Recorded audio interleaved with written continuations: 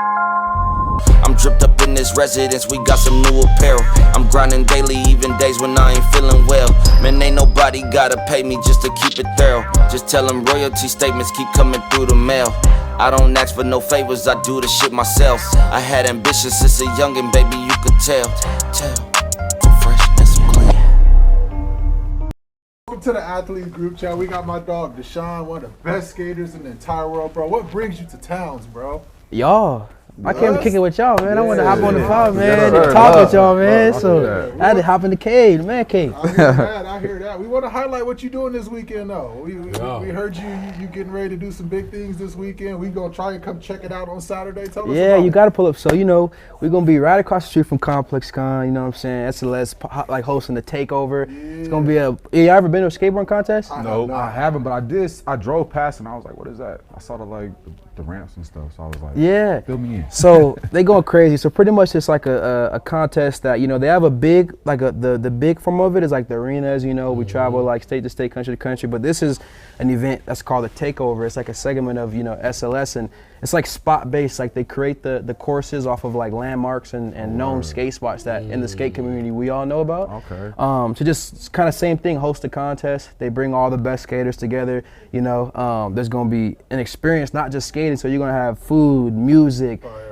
people out there having a good time, and also you get to see some skating. So it's gonna be a great time, you know what I mean? Like if you've never been, it's a great entry. And now, after going to Takeover, it's gonna make you also even want to go to actual, street league to see it in the arenas. But man, it's a good environment. It's good times, good vibes. We all having a good time, you know what I mean? And the vibes is always high. So no, we definitely have to check that out. Yeah. I want to rewind a little bit because you talked about it before skateboarding. It was hoops. No, it was football. It was football. Football before skating. Wow, bro. Position, because you know you got football heads up right now. You know what's crazy is tried to play him and say hoop. That's crazy. Yeah. No, for me. So, and I got pictures too on my phone. I can show you. They were like moving me around a bunch. I was like nose guard for 1 minute, then like wide receiver. I was younger. Then randomly, I don't know why, and at the time I like wasn't really aware of like different positions in football and stuff. I was playing nose guard. Randomly, bro. Like, and like, bro, it was. Get off was the booty face mask. Oh no, booty face. Out the booty. Hold on, you had to have like be nose guard. Was you heavy? Like, No, I was like, I wasn't even a little littler. To me, like all my peers around me, like my uncles and stuff, like even they were tripping. Like, why are you like playing nose guard? Because my uncles are, like big sports fans, and they supported me when I was like playing flag football, all the way to tackle, but. Like now, looking back at them, like understanding why they were like surprised that I was playing that position, I was like, bro, I just went wherever they told me. Like they were like, I don't know, like I was barely learning about what was. Yeah, I was learning what was going on too. I didn't know what I was doing. I just wanted to be good at whatever they told me was my position to play. Huh? How old were you? I was probably like 11. Yeah. They let you down. My nose guard on my football team is a dog. He's my nose guard in the center. That energy. He's my best lineman, both sides of the ball. So he might have been. I'm thinking he's probably quick, probably fast down there. You know what I'm saying? Like a lot of the action is coming right there anyway. Yeah. You know what's crazy though? It's actually probably really good because you really get better by being at different spots. When you just play in one spot. Like, let's say you're a DB, you don't know what it's like to. Are y'all trying to fluff in playing nose guard at 11? A little bit. Yes. Crazy. What? Can we be honest? With the booty. Bro, They put him in a bad position. I was trying to hope I had. Did you get any sacks? Huh? Did you get any sacks? Honestly, I don't remember. Like I had one. So it's not too bad. You got a sack. Sack. No. They put him out of position. He was a corner. Yeah, I was, bro. Or a DB for sure. Moving me all around. Like I didn't even, and I got on that team actually not even like through. It's so funny how I got on that team. I was going to that park like where they were practicing at, and I was just like doing backflips with one of my friends. Like I was running, he was like throwing me off of his foot, and literally like one of the coaches came out. It was like, yo, like like go like tomorrow, like when you come back, like bring your mom. That's how we used to pick kids And up. that's how I got on. Yeah. Ability was like, no, we need you. Racing, doing flips, come on, we need you. I was about to say that's kind of terrible. You can see him After seeing all of backflipping that. and then say, all right, you're gonna play D-tackle. That is kind of. At 11, you the ball coming inside, you know. Immediately. Should have let him run the rock. I want to ask you, like, what is it like? You're from Chandler, Arizona, right? Talk to us about growing up in Chandler, Arizona, because I feel like it's real similar to Vegas. So I always want to ask somebody who's from Arizona, like, what's it like growing up in Chandler? Definitely wasn't a lot going on. Like, I went to like junior high and high school in Chandler, obviously, and like my high school, I went to Hamilton High School, and they were like a big football school, and so like, and even then going to Hamilton in high school, like all like the coaches and stuff, that was like my PE teachers, like there were times where they were like, yo, like you should play football or like wrestle, like would think like, you could probably get like a scholarship in wrestling or something. So like, I remember even one year of like, I think it was my junior or sophomore year, like I literally had like called all my homies one day and was like, yo, like should I take a year off and like, like play ball, like, and like stop skating for a little bit? And the only reason I did is because all my homies were like, nah, like just keep skating. But growing up in Chandler, it wasn't very much. Like I had my group of friends. I was always like the younger homie hanging out with my older cousins, whether they had their little cliques or they was banging or like they was going to parties. Like I was just trying to go to house parties with my cousins. Like I was trying to get fly and like bro, I didn't hang out with nobody from my school. I had my little couple of homies, but like I was like, yo, I can't wait to leave school to go link with my older cousins. Like, you know what I mean? Wasn't dipping off to like Tempe and Scottsdale too much? I mean, when I was younger, like the 18 and up clubs, I would go with them, and a couple of times I would try using their ID to get in. But it was one time, bro. This one time scarred me, bro. This was like, I was young. I was kind of like a bad kid. I was smoking weed. I was doing all this types of stuff. And I remember one time we went to the club, bro, and we had smoke right before we got there, and I was so high. Look, this is funny, but so I was so high, bro, and I was trying my best to remember everything about this man's ID before I got to the club. Bro, I got to the front, and she put me on blast so bad, bro, like, and she took the homie's ID, and I felt so bad, bro, and after that time, I just stopped trying to go to clubs, like, at a young age, and I was like 14, and they're like, getting me into like 18 and up clubs, you know what I mean? But once that happened, like, that ended it. And that was kind of like what I was on in AZ. Like, I was skating and super passionate about skating, but I was still so distracted by like nightlife and cousins outside, and I was like dancing too, because I was in dance groups. So like, I'm trying to go to parties and I'm like in the circles. All of that. Like I got videos on YouTube, like all of it, all of it. Yeah. So that's crazy. What got you on the skateboard? I mean, it's crazy to even hear football, partying, dancing, the transition. You like, I want to jump on the board and start doing the cool kid stuff, bro. No, facts. You know what I'm saying? Like, like it was a group of homies I was hanging out with. Just like when I saw something, like I'm an adrenaline junkie at heart. So like, if it was something with wheels, whether it was a bike, skateboard, skates, whatever, like I just wanted to try it. Like I wanted to see if I could like ride the bike or ride the skateboard. You know what I mean? And so I had seen somebody riding a skateboard in like the housing community I lived in Tucson, and like super intrigued, asked to try a skateboard, you know what I mean? And from there, I kind of like got a passion for it. And then one of my homies in my friend group started skating as well. So then there was always a board around us. So I just like always wanted to try the skateboard, and then like moved from Tucson to Phoenix, started going to like my first real skate park, seeing even more skating. And then like, it just kind of like deepened my love and passion for skating. And then I just kept doing it. But man, my family thought the same thing. My uncles and everybody, even my aunts, like earlier on, before they started like seeing like what it was actually like, the places it was taking me and like what it was doing for me, every time I see her like, yeah, make sure when you get back to school, like you have plans to go to college, like this, and like I'm teaching my mom and everybody like still what skating is, and they don't know, but like they start seeing me travel more and stuff, and they're like, oh, I was like started to win contests, and they're just like, okay, like maybe this is something, but like they didn't understand it at all. Like it took them a while before they're like, okay, actually like, skating is like he do, you know, like skating. For sure. That's his job. Like, you know what I mean? Because my family sports, all that side for sure. My uncles, football, everybody. Basketball. Yeah. It's crazy because growing up, all I watched was like ESPN, and it's like if all you watched was ESPN, you had to watch skating because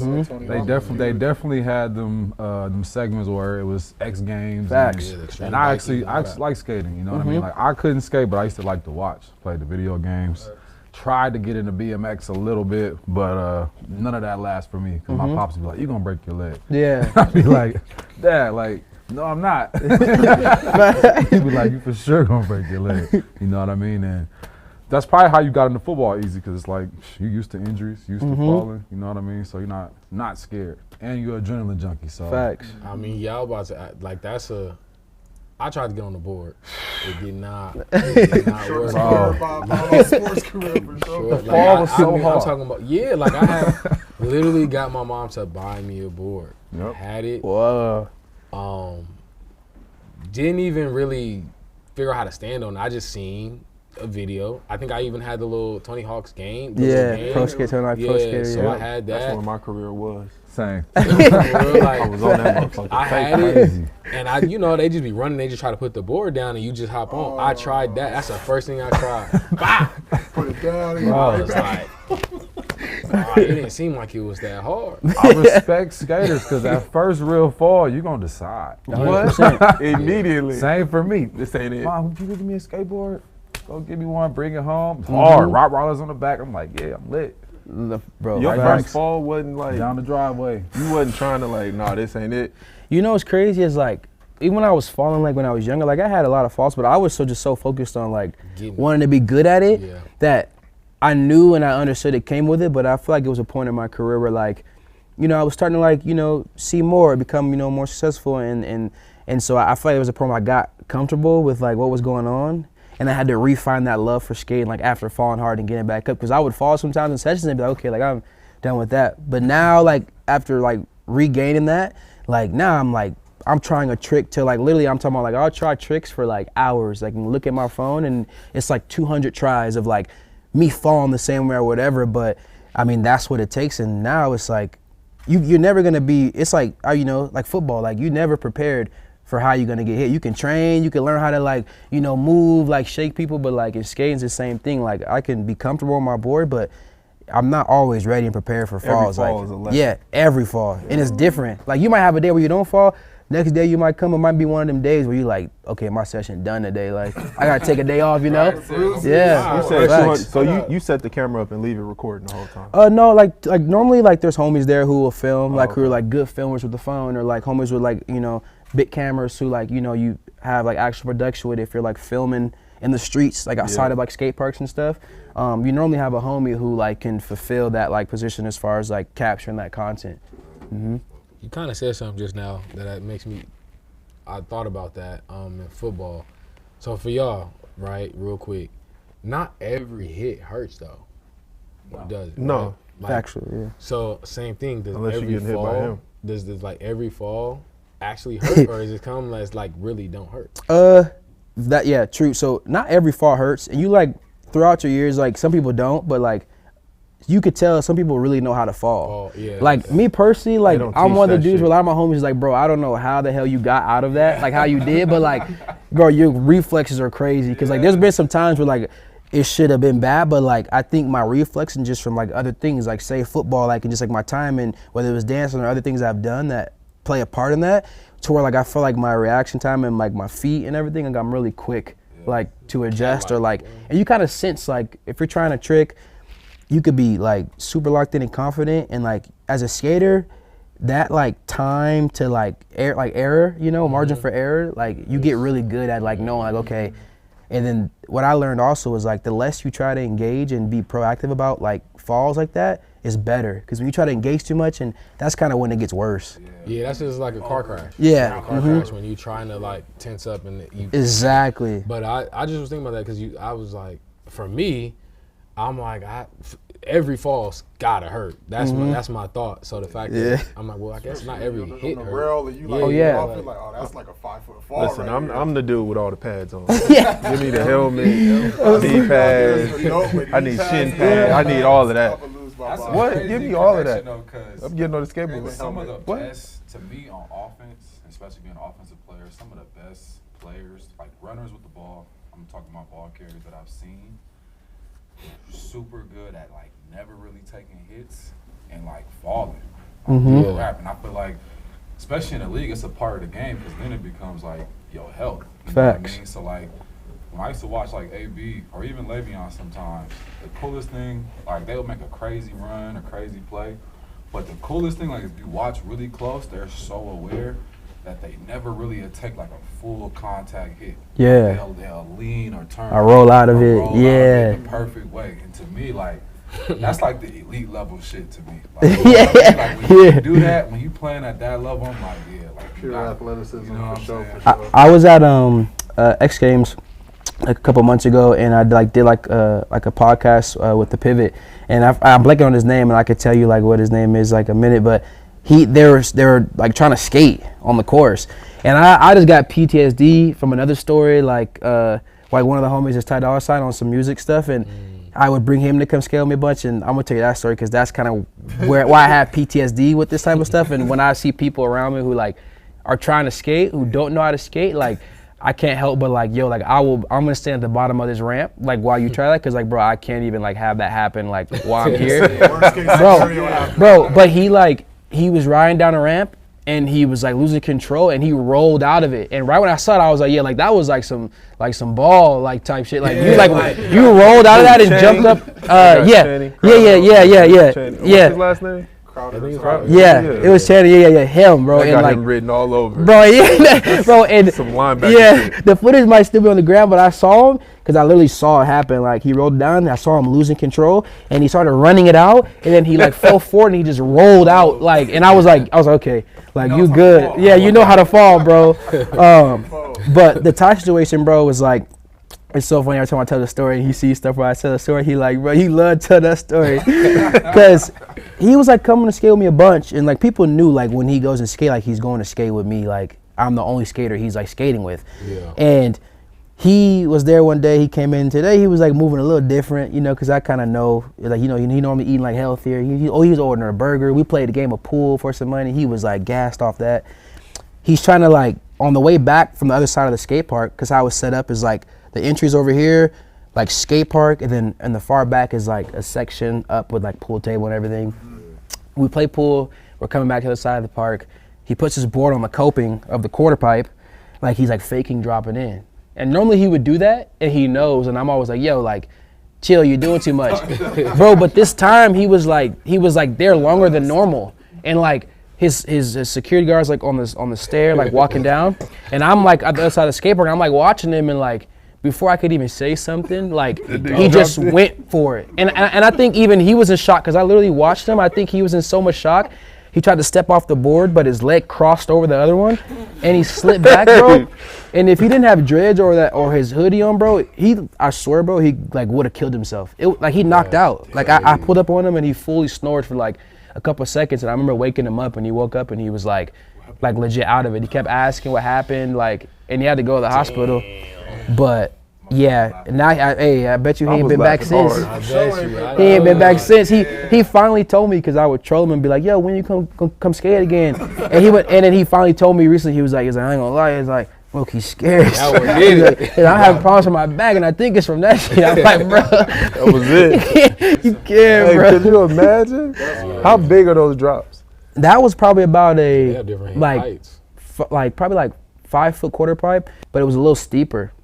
So aside from not knowing what he's doing, that wasn't the best place for him to experiment. To start. Yeah, it was. If I wanted to start, what kind of drop do I?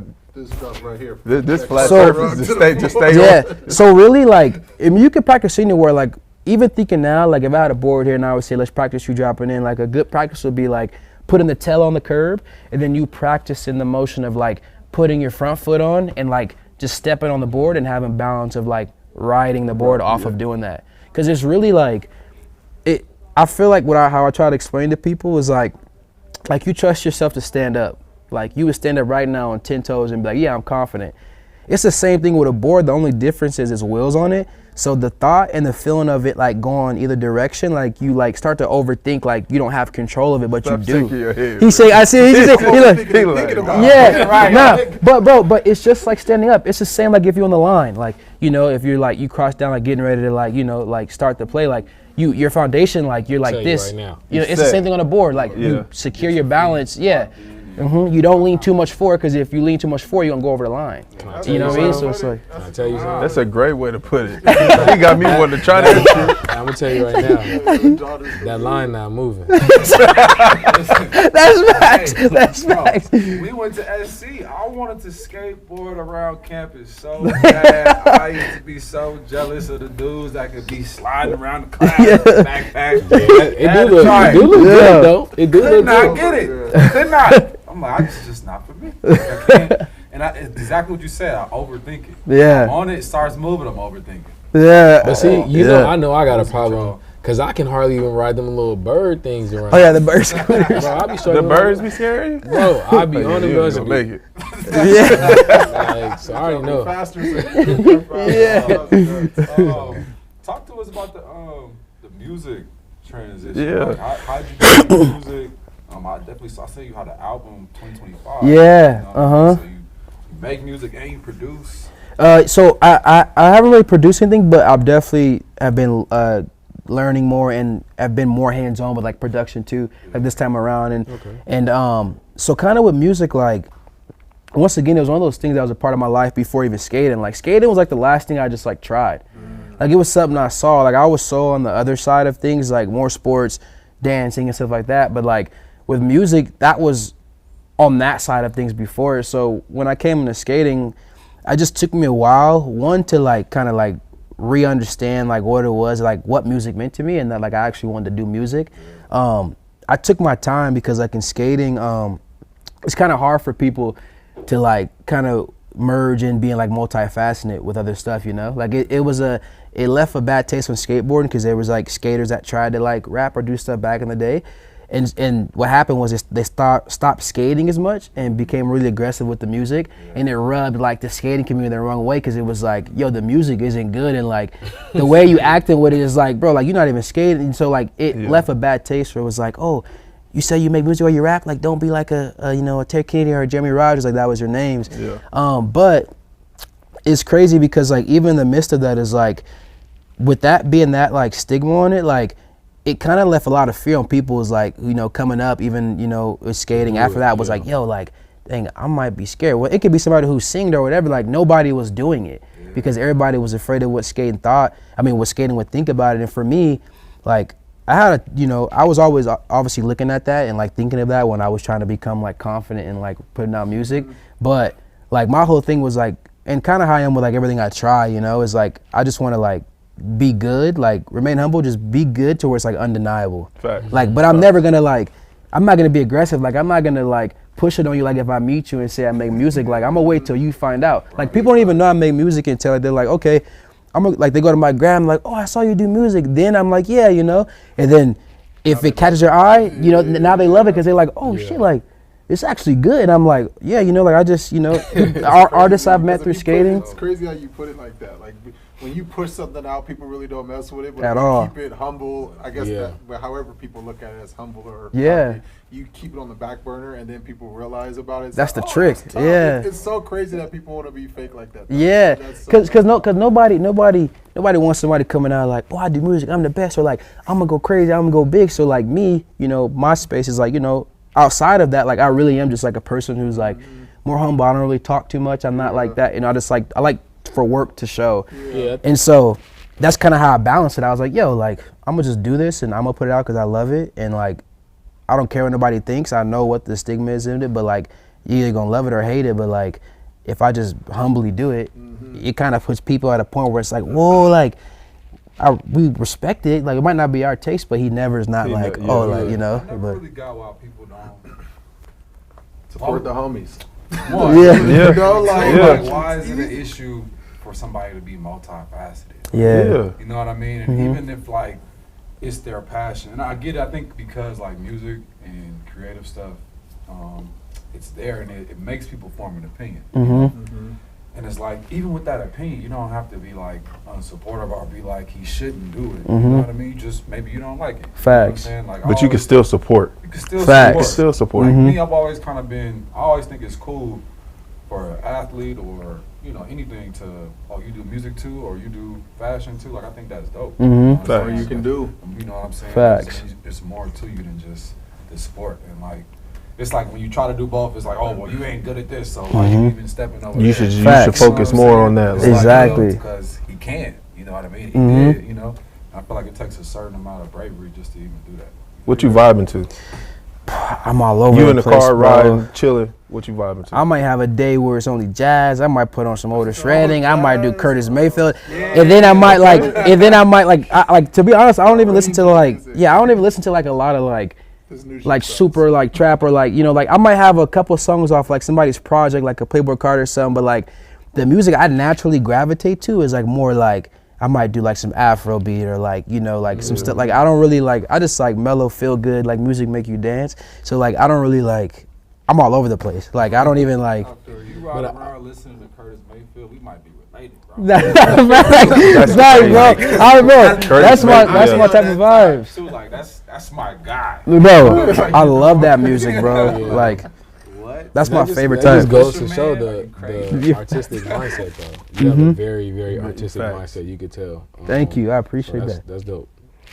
I do want to talk about, because you mentioned Ty Dolla $ign. I want to know all the different doors that skateboarding has opened up for you. I mean, we saw the Kai Cenat stuff that you did on your page. I mean, just talk about the doors that are just opening up for you to be able to pursue skateboarding after, like we said, the dancing, the music, the skateboarding realm. Like, what's that been opening up for you? Man, so like skating is like, that's my baby. Like, that literally is like no matter, like, I'm passionate in everything I do, you know, but like skating is like, even with music and all these things, is like, that's how I meet artists. Like, a lot of artists that tap in with me is because like they once skated before, they have a passion for skating, and they just want to be a part of the space. And if they meet somebody who like, okay, like if I'm somebody they vibe with and they're like, yo, I want to tap in with bro, then that also gives me an opportunity, also aside from them coming into space, to like bring people in at a different angle into skating or back into skating, you know? So like, that's how I met, you know, the Ties, you know, the people like Blast, the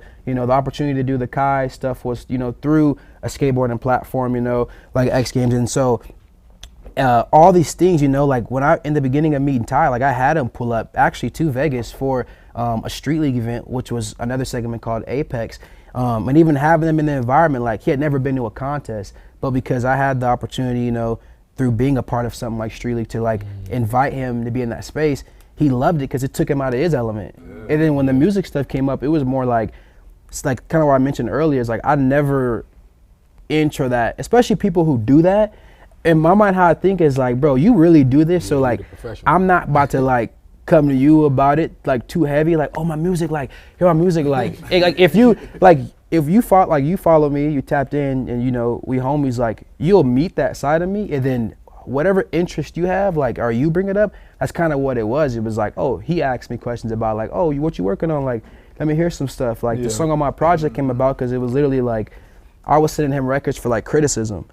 And I remember, I won't forget, like I was in, I think Brazil, and he was somewhere, and I sent him a record, and he FaceTimed me, and he was like, yo, like this one there, like I'm gonna send it to you when I'm done. I remember hearing that, like, what the hell? Like he about to hop on a song, like what, bro? Bro, you feel me? And so like, and then Hype me up, bro, and then from there was history, because I understand like, and how music is for me is like something like skating to them is helping them get out of that element where like they might love it, but they necessarily probably don't enjoy being in all the time because of the toxicity or whatever comes with it. So like it's like Wayne was skating, like he loves skating because that takes him from that, and then he goes back to what he does. But so that's how I pitch it, is like, yo, like come skate with me, like let's hang out, like bro, we don't gotta talk about, I don't want to talk about no music with you, but like let's come skate, and then everything else after that is extra. So like skating has been through like business ventures, like partnerships, people I meet, like I met y'all because of skating, you know? So it's like, I'm very blessed and fortunate to have that, and you know, I never like forget about that tool in my life, because like that's like, if I'm doing good in skating, like that helps everything else grow. So it's like, regardless if I'm passionate or like I'm doing a show here or doing that, is like I some way, shape or form always make sure that like skating is present. But yeah. So, no, go ahead. I was gonna say, as football players, one thing that we say or we hear while we're playing, keep the main thing. Facts. And like, and really, I think that speaks to that, because it's like, we say that because if you play ball well, everything else kind of it falls in line. You know what's funny though? Because I feel like I did focus on keeping football the main thing, like a little too much though. Yeah. Yeah. Like you mentioned earlier. Yeah, you mentioned it earlier. Because it's like a stigma of, oh, you doing that now, you're not really, you don't focused care. on Yeah. ball. You know what I mean? Like I it's feel you, so bro. many people that I met being from LA, just in the city, just like, oh, that's so-and-so cousin or so-and-so, like a bunch of people. And never was just like, oh yeah, pull up to the game. I never really thought about how to get them out of their element, or to bring them into a space to just be homies, kick it with them on any other level than like, cause I'm focused on what I'm doing, you focus on what you doing. Yeah.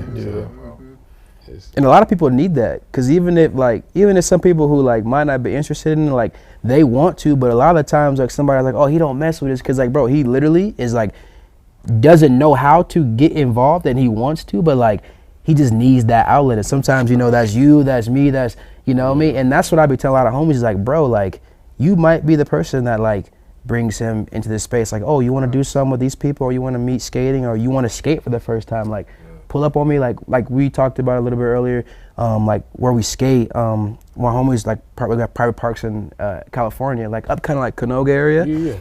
And I'm always telling people like, yo, I meet an artist. I'm like, yo, I have a private park. Like, obviously, I know y'all probably don't like to be out and deal with all that. But like, if you ever want to skate, bro, I have a private park. Pull up, kick it. It's a vibe. Like, that's where we be at. And I'll always extend that invitation just to have homies, like, let homies know, like, yo, we don't always gotta kick it and talk about music or that. Like, just do something that, like, you take your mind off that. You know, like, you know, that it's gonna help you with that. Like, you I'm know. all for that. Anything that makes you, I guess, rewind in time and feel like you a kid again. Yeah. Based off of how we all grew up, playing football, playing after dark, trying to race home when the lights come home, and just playing with the homies. That's definitely the vibe. I think our job was to, like, we were in a position of not being comfortable where we should have been It comfortable. was, you know what I'm that's saying? what we were talking about earlier. I'm like, I wish I was 9 years younger than I am now, because this generation is playing football, playing basketball, modeling, streaming, doing skateboarding, fashion designer. I'm like, God, Still fairly new in our era. No, facts. Like, I look at it too, like, it's not even to piggyback on what you said. It's almost not even our fault, because like the era we came, you really wasn't seeing that. It was focused on Mamba mentality. Lock the ball. Give me the ball. It can only be one of these. I can honestly say for me, like, when I saw the switch was when I was on the Steelers and like Juju came. They drafted him. Yeah. And he came and he kind of like he already had like his plan. Yeah. Okay, I'm a football player, but I'm an influencer. He got a team. He got cameras and like everything he's doing. He was doing like skits and stuff around the. I remember that. Because we was talking crazy, like he doing all that fucking streaming and shit. We gonna kill that. I'm not gonna lie. I said to myself, I'm like, man, like, if he balls, I'm like, this is gonna work. Facts. You know what I'm saying? I'm like, Facts. because he's building like a personality and a brand. Yeah. And the city, this city has a huge fan base, a huge network. I'm like, all he really has to do, they drafted him, so they want him to do well. If he does well in the game, it's just gonna blow up. It's gonna blow up. Everything that he's doing. 100%. I think it's kind of like tricky when it comes to football, because there's like a leverage factor, you know, as far as like what you're being paid and how long you're gonna be with the team and your trajectory with that team. Like super structured, like. But if you, I would say for the young kids, if you getting picked in those first 2-3 rounds, you getting 4-year deals, man, you should definitely map out some type of plan that puts you like focus on football, but you also tapping into other avenues. 100%. Yeah, map out what you want to do. You want to act, you better start mapping You know, it's that shit out. also kind of difficult for us too, and I thought about it from like when our Super Bowl run was, because Cam started having a lot more people kind of come up there, like celebrities. I remember like Jeezy, Future, T.I., like a lot of them in Atlanta, that area was coming around. But one of the things that is difficult is how you can be like, yo, I've got a private park, like just pull up.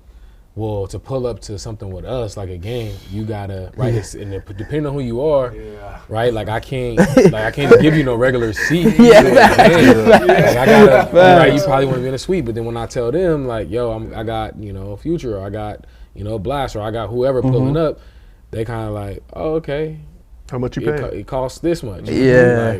Like, nah, like we can't take care of them now. But I will say, like when I got to the Cowboys, I don't know if that was just.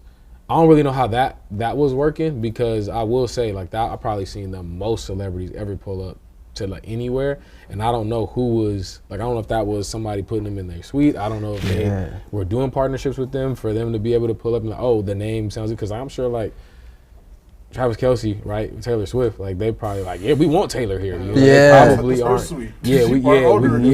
We probably not like The prices went up because for the others, because they got together. You know what I'm saying? The whole stadium. Yeah, that's what I'm saying. Everything Crazy. But that's what I'm saying. Like it drives a lot of stuff for us to.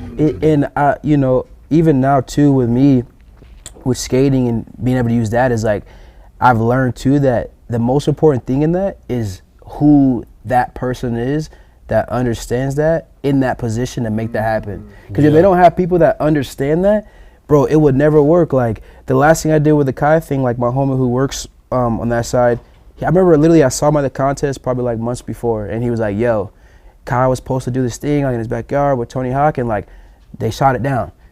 And then I was like, dang, for real? He was like, yeah, like, well, they got the call, whatever. And then fast forward, they actually made it happen again, and like everybody was like all on it because like my homie Devin, who's there, he pushed that and it came to life, and like they believed in it because he was like, bro, I'm telling you guys. Yeah. And that's so important, you know, with that vision. Like, you know, the homies I pulled up here with today, you know, my homie Tall and Daniel, like with Street League, like the stuff they're doing, immersing the culture is like, oh, they have homies here with like the Complex Con or this, like they're able to do these things and bridge the gap because like they understand. And that's so important. Like we could be like, you know, we could be like, y'all could be playing bar, I could be skating and be like, yo, like you said, like I gotta have this person come, and the person telling you like the same thing, like, oh well, like, you know, like figure it out. But if you got that person where you're like, yo, Daniel, like, bro, so and so wanna come, can we get them right? Yeah. He gonna go and be like, yeah, like we need to make sure, and that's what needs to happen. Kind of gave me the idea, kind of what you just said about how you had like Ty pull up to your private skateboard and just to really just skate and kick it. And that was kind of a way just to kind of bridge the gap between like music and skating. And then talking to us, Benet saying like, well, we don't really even have that space, and if we only way we could do it is maybe like you said, talk to somebody in the building and try to have somebody come and get them set up.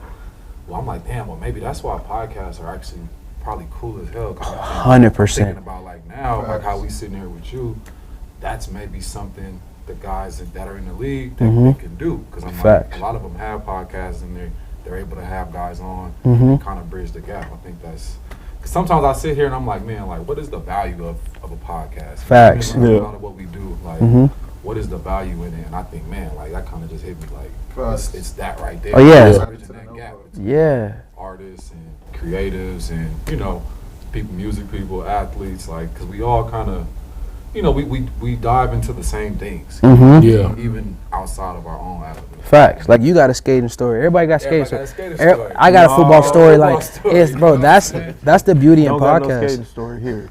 We'll get you one. We'll put one on the board. You get his big ass on the board first, and then we'll go. On Saturday, you get his big ass on the board. Put it on the mic and everything. It might be this weekend. You know, at the takeover. Yo, y'all pull up on Saturday. Yeah, I want to see his big ass skateboard. Yeah. No. But and that's the beauty. Like even, you know, to show love about like we said about the podcast is like even, you know, seeing these more and like literally like I would say like podcasts are like one of like the biggest things right now that literally take over social media. Yeah. I'm talking about clippings from podcasts, everything. So it's like, and this is how people learn. This is how people learn about people. So it's really important in this, like this whole space has opened up, you know, with podcasts and these type of things. It's important because now it's like, we probably would have never ever met each other ever if it wasn't for this. But now it's like, now y'all need to know anything or one thing with skating, y'all know who to call. If I need to tap in with y'all, like, you know, so that's the beauty of like these things that connect. And it's like, I like the word networking, but it sounds too professional sometimes, and it is. I wish there was a better word to use as far as like networking in a more genuine form of like, you use it to like really not network for benefit, but it's like you make genuine relationships and friends. That's a genuine ecosystem. Yeah, that's fire. Bro, yeah, that's what I love, because if you say you would like saying that. Bro, it's fire, bro. Because networking to this point, like I don't like it. I'm like, we're going to this networking event. Yeah. Like, I don't know about that. Like, that's you say an ecosystem of just a bunch of celebrities from all different walks of life, talking, mingling, cross value. Like, I don't know, it just sounds a little better. No, I'm with you. You just look like the type to say some ecosystem type shit. You hear networking, it just sounds like somebody wants something. Like you like what you like. Somebody I used to know used to be like, "Hey man, come kumbaya with me." Like that's what they. Don't say that. That's not I've true. never said it. I want to say you mentioned vision earlier. And I know you're probably still working on that vision because obviously you're still young in your career. Has everything panned out the way you envisioned it when you first stepped on that board? Man, I would say yes and no. Like, and I say, I'll start with, I say no first because when I have these moments in skating where like, I feel like I prioritized the wrong things. It was like the first, my first pro contest I won, which was a street league. I made the most money I ever made in the contest, and like I was like hyped, and I was like, okay, bet. Like I started just chasing like only for the bread. I was like, yeah, like, and I started like it started messing me up like mentally, and just like my love for skating and that passion, I started losing that. And then once I like checked that and got back on like the side of skateboarding that like got me there, like it helped me so much with my career. And then the people I was around, it helped me understand like how much bigger like of the impact I could have with having skating. So that way, like in these things I love, like man, all my interests, the music, that like those have all been things a part of me. But I don't know how it really clicked, but like my vision was like, yo, I want to do the things I loved and like really be passionate about them and like have them coexist, because like this is me. Like I want people to know me. And so once I started like learning that, and just like I really just started just like doing the things I loved, and I used my Instagram like for that, because I was like, yo, at one point I was worried about what I posted. When I got to a point where I was like, bro, like I'm posting whatever I love to do, what is me. I want to get fit pics off, I'm posting that. I don't care what people think. Like, and once I started doing that, and then the feedback I was getting from that from other people who were like some of the dudes who like I would never think supported it, they would be like, yo, like, you know, I really think it's dope how you like post this stuff with your family, or you post like you did a show here, like, and I started seeing like, dang, like these people want to do this, but they just like they can't get out of like the way they think about it. They're scared of it. So so my vision was like, yo, to keep doing that and push that narrative and inspire people to just do that, because like that's, you see more dope stuff, like great things happen that way if you learn more about people. I've been talked to like other homeless who skate, who sing like on more indie stuff, who literally like, yeah, I don't want to drop music, and I'm literally telling them like, bro, like drop music, bro, who cares? Yeah, but they still have that thing where it's like, that's what I mean. I'm like, bro, you gonna get everything on my Instagram, bro. I don't care, bro. If I love it and I'm hyped on it, I'm posting it. I don't care about what nobody think, comments, whatever. That's what we used to, People bro. love confidence, bro. Yeah. You know what I mean? Because sometimes you need to see somebody else be confident. I help you. Facts. Let you know that you can do it. Like, I think that's a part of life. Or just to get the I don't give a fuck mentality and post what the Facts. fuck you want to. Mm-hmm. Who cares? Fact. Not doing it for the money, I think that's a huge part you hit. Because I feel like playing ball, and it gets tough the way my You get career wrapped was. up. Yeah. You definitely get wrapped up. And I remember the days where I'm literally like counting and looking at my contract and looking at how my career has been, and really trying to, picture what probably will happen this year, next year, and like shit got not fun. Exactly. You know what I mean? And I had to get back to, I just love ball. Yeah. I just love going to practice, making a play. Facts. You know what I'm saying? Like that's what got me here. You know what I'm saying? Not really sitting there counting my dollars and like how much I'm gonna make. You know what I mean? Exactly. Like, obviously, you want to make the money to support and take care of family and stuff, but while you're going through it, you gotta kind of try to, do it for the love. Yeah. And the money will come. Always. It's hard though. It's hard. It's hard. It's real for hard, sure. and it's good that you're able to have that reset. Because I remember I actually had to have that reset when I got to the Cardinals. Yeah, bro. I got to a point because I remember, right, first and second year, cool, go to the Super Bowl. Third year, get the at the end of my second year, we get the leg injury, so I don't really get to play in the Super Bowl. Third year, I'm like, all right, I got to get back. If I can still hit on year 3 to show them I'm good. Year 3, year 4, I should get paid, because that's what you locked in on. 100%. Then I remember I got cut, and I'm like, what? So I get cut, go somewhere, and I'm like, okay, just focus on getting healthy because you got to get paid. Like that was like my whole mindset mentality. Not even make a play. Yeah, You like gotta get paid. Gotta get so, paid. like, Yeah. and then I remember one of the things that I think we did, like something was called like the Cardinals Chronicles, and it was like talking about like just being back and just, I had a moment when I was playing with the Cardinals, and I remember like in training camp, I remember like trying to compete. Like I'm looking at like, all right, like, well, this dude get paid this, or he was out here. Like I was like checking everybody. Real, bro. Yeah, It I was happens, punching bro. Putting in percentages. And I remember, Bro, like, I just had a point in training camp where I just was like, bro, like I remember Pat P talking to me, and he was doing something. He was just having a fun day because he was just like irritated by some stuff that was going on. He said, man, I'm just gonna have fun with it. And then like Larry was kind of on that. Everybody was just kind of, and I just was like, I'm about to have fun. And I just, from there, it just, the weeks got better and better and better. And then I was back starting, one of the lowest pass ratings. Like I was having fun again, but I wasn't even caring about how much I was gonna get paid. Facts. You know, it was crazy. See, I didn't have that until the CFL, and that was just because I got to the CFL, and we got practice from 9 to 1 o'clock. Yeah, We're done after 1 o'clock. I messed up, but I'm not So doing you shit, got the whole rest of the day. Like Yeah. in the league, you 6 to 6, damn near 6 to 7, depending on how you do it. So I get to the CFL, bro. I have time on my hands. Yeah. You talking about get done with practice? They like, oh, we finna go play golf. I'm like, golf? Like 18? You finna go do that right here? So, bro, I get up there, we golfing and shit, and I start realizing, like, damn, I'm having fun. I'm hanging out with my friends, my best friend. And I'm like, when I was in the league, I'm like, I was in a place where I couldn't get comfortable, and I needed to. So I couldn't get comfortable in a place I needed to be comfortable at. Facts. To be me, to be myself, to have fun and enjoy it. Exactly. It took too long to realize it. You know what I'm saying? I laid on a table one time in Pittsburgh, did a massage, and the massage therapist, as soon as she touched me, she was like, damn. She was like, why are you so tense? I'm laying there like, I'm not.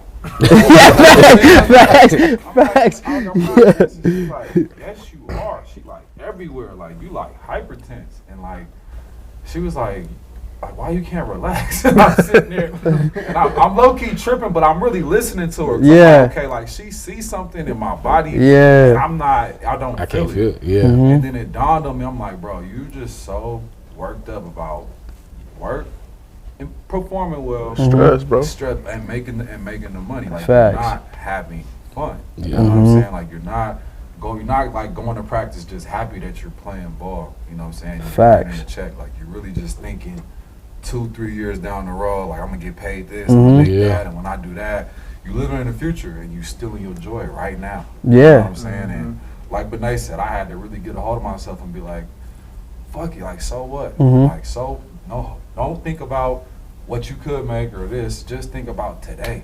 Yeah. Let's practice fun today. Go out today, like, you know what I'm saying? And when you start doing that, shit gets better. You know? Yeah. Facts. And I actually started playing better. I actually got to a contract, my first and biggest contract, you know, and I just feel like that's key for especially people that's listening. Yeah. And it ain't, man. Fun, bro. It ain't easy. Like, it take a lot. Like, bro, it Fortitude, take, because life happens. You got bills. You got things you want to do. You want, like, like, bro, it happens, bro. And, you know, family things, you know, everybody's different. You know, sometimes you have those family situations. It's like, it's a lot, bro, when all, you know, you want to just be able to just do the thing that you love to do.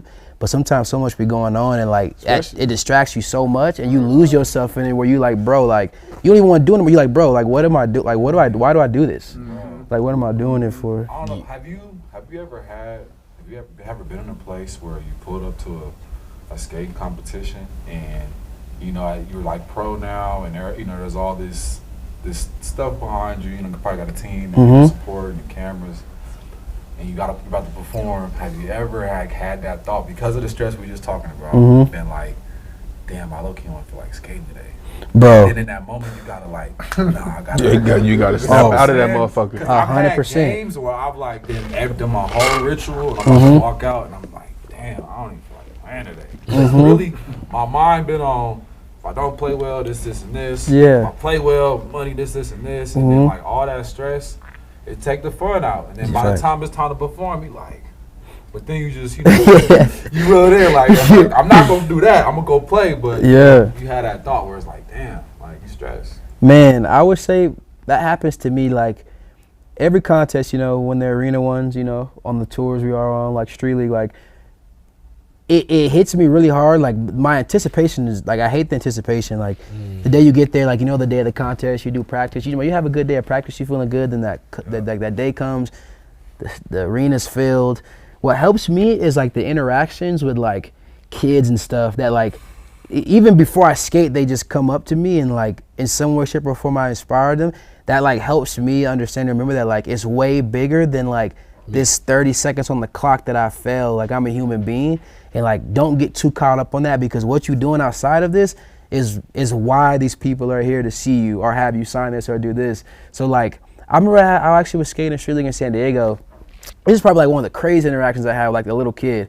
Like he was with his mom and he came up and he was like shaking. Like crying, like, and I was like, I never had, like, bro, in my years of skating, like, this was like probably like 2 years ago or a year ago, like, I was tripping. I was like, what and I didn't even, like, I skated the contest, you know, like all right. But I remember having that moment with him, and they actually lived in Tucson, Arizona, but they were in San Diego to see that contest. They drove all the way out there, and, like, I gave him my shoes, like, was tripping. The mom was, like, so happy, and, like, that, like, also helped change my perspective of that, where it's like, yo, when you go to these things, like, just be you, and, like, the biggest thing is to leave an impact and, like, inspire, you know. I was talking to my friend Daniel about it earlier, where he's like, bro, he's like, even when, you know, we have you come to these contests, he's like, we have you here, like, we know you can win, whatever, but he's like, we have you here because, like, you bring more to the space than just, like, being the person on podium all the time. Like, yeah, do a couple good tricks, like, be stoked, but, like, the energy, keeping the people hyped, and just, like, letting the people know you're a human being and be able to touch the people and see the people is, like, where it all comes from. So, like, I just live to do that. Like, now when I walk in, bro, I'll be nervous as hell, but, like, let, like, a little kid or somebody come up to me and, like, they're stoked, like, it helps me, like, not even think about, like, my nerves for dropping in. I'm like, okay, like, let's just have fun. Like, don't get mad about, like, just, you know, and that, like, that's, bro, that kind of, to answer the question earlier, like, where, like, did my vision take me where I thought, like, being more of myself and experiencing that and, like, growing into that person has even, like, done even more for my career than, like, than me having the mind of, like, chasing, you know, a specific something. So I try to remember that, and I practice that to this day. It's hard, like, you know, it's hard to do that. We're all human. You know, Facts. The kids, because they're the reason it's even going. Mm-hmm. That's another valid point that I go back to, and my boy Odell Beckham, he said it my rookie year. One day we ran out in MetLife, and I was hurt, and I'm undrafted. He, you know, first round pick, so we friends, but two different, you know, Two different lifestyles. Two different lifestyles. But, you know, we talking, we cool, and we walking out there. We got the same injury, and I'm like, I'm stressed because I'm hurt, and I know I'm probably getting cut. You know what I'm saying? Because I'm on this team undrafted. He hurt, same injury, but you know, he first round pick. He gonna stay on the team. You know, so I'm stressed. He not. You know, he dancing, kicking it. But he's trying to get me, like, just relax, bro. Like, you know, you good. Like, whatever happened. Like, you know, ball, like, it don't really matter. And so we walk out, and we see the fans, and it's really just the kids. They kind of, it's early. It's like warm-up, so the kids are, like, close down to the bottom. You know, close to the railing. And he's like, you're over there signing autographs, and he looked back, and he's like, bro, that's like, it's about the fans, bro. Like, Fact. you know what I'm saying? Like, if they happy, coach is happy, you know, everybody's happy, you know what I'm saying? So, like, and he's really just saying, like, build a relationship with the fans and the people, and, you know, it'll help the career. You know what I'm saying? Like, factual. It's more than just performance, kind of like you saying. And in sports, and it's money. You know what I'm saying? So the more people you can bring, the better person, the better influence you are. You help out the team. Yeah, you're gonna sell more jerseys than bro who scored touchdown, 4 touchdowns every game. Nobody can. He 2 programs. Yeah. They want the homie shaking everybody's hands and, like, laughing and dancing, like. The people's champ. Yeah. They love that. Well, shoot, before I get you out here, dog, I know we mentioned about your shoe dropping. I want to highlight that, if that's cool with you. Yeah, no problem. We want to support. That's what that group chat's about, bro. Yeah, we'd love for you to share about that. So yeah, man, it's my first ever. I was blessed with the opportunity to have, like, a dunk coming out with Nike SB. So I have, like, a colorway coming out. It's, like, Arizona inspired. It's like the OG D-backs colorway. So, like, we got some purples in there, some turquoise, some copper, you know, all black, snake skinny. I'll show y'all a pic after.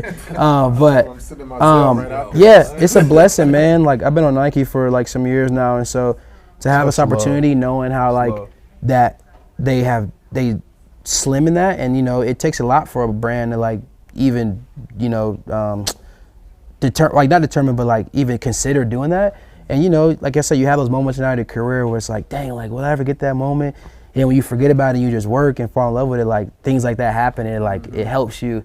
So, like, for me, it's big, man. I bring everything back home to AZ. Like, I rep Arizona hard. You know, with that, my goal is to just do, which I planned in February, because I have them doing it, like, the shoe dropping on my birthday. And so I do an event every year called Homage Where the Heart Is. And pretty much what that is like, I throw, like, a skate jam in the daytime, like 12 to 4. A lot of my sponsors throwing product, whatever money. I do, like, cash for tricks. I throw out product, like, for everybody, all the kids, everybody's skating. And then, like, we highlight, like, it's like one, like, hype of the day, and then, like, you know, a person who, like, won the whole thing. Like, last year one of my partners is Minute Maid. So like the person who was like who won, we gave him like a year of Minute Maid, and then like we had a hype of the day for like the girl who was like talking, and then after that whole activation, at night I do like a concert. So like I have homies on there who perform who are like also skaters and artists. I bring like last year I had the homies like 24 Hours came out and Casey Veggies came out and performed. Casey from LA? Casey came out and then together. Casey the homie, bro. And so I had them come out and perform, and like that's like the party and wrap up of it all. This year I'm looking to do it more like a daytime everything, one location. So it's just easier for people. You don't have to worry about like go here at night. Like daytime What festival. trick I gotta do to win the contest? You said it's money involved? You gotta stand on the board. Yeah, you like just roll down a ramp. We're gonna bless I'm you. gonna practice at home if he said he give me Yeah. money and free lemonade. Yeah, Bring your charger home. yeah, we got Minute Maid on tap, man. That motherfucker. Pull up. These two. Yeah, Buckle up. bring the booty bag. He said, like he said. I guess I'm the only one on set that has to do it. Don't tell nobody. Yeah. So pull You up, done man. told the world. Yeah. What you mean? If y'all Don't tell free. nobody. Yeah, I did. Well, shoot, I know we pumped about the shoe. Let us know Yeah. when that On God, event yeah. is. I'll I get would your love to information and pull stuff. up. I'll make sure I get all your grams and stuff.